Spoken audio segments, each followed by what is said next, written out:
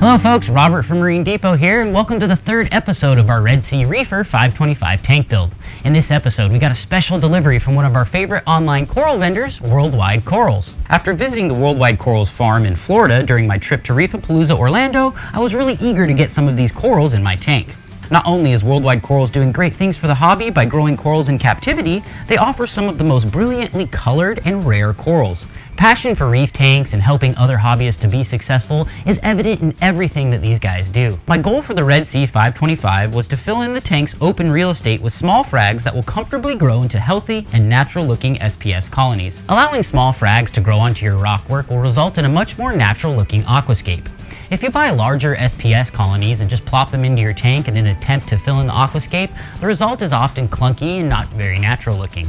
First thing I noticed when opening the box was not the professional packaging, the packing list, or a random box stuffer, but the full colored printout which pictures each of the frags that I received. This made it far easier to identify each of the frags and then research a bit more about the species' preference for placement and care.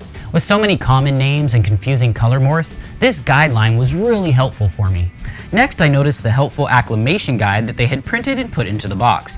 This guide not only encourages you to dip all of your coral, but also provides clear-cut, step-by-step instructions for successful dipping techniques to keep pests out of your tank. I set out the frags on a table and carefully checked each one for damage and health.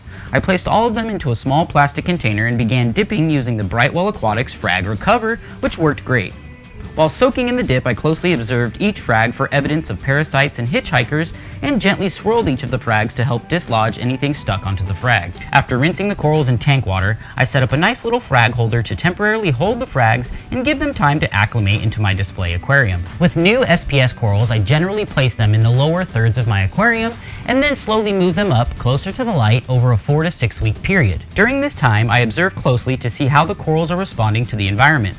Once I notice the frags with new growth and healthy polyp extension, I start finding a more permanent location in the aquascape. The key word here is finding. Sometimes corals just don't like a particular aspect of the area that they're placed inside of your tank. It could be lighting, water flow, or an aggressive neighbor, and a simple move could solve all of your coral frustrations. In fact, moving the coral is the first thing I do when I notice a frag is not looking its best. Sometimes a bit more flow or a little more light is all you need to get the frag growing and happy.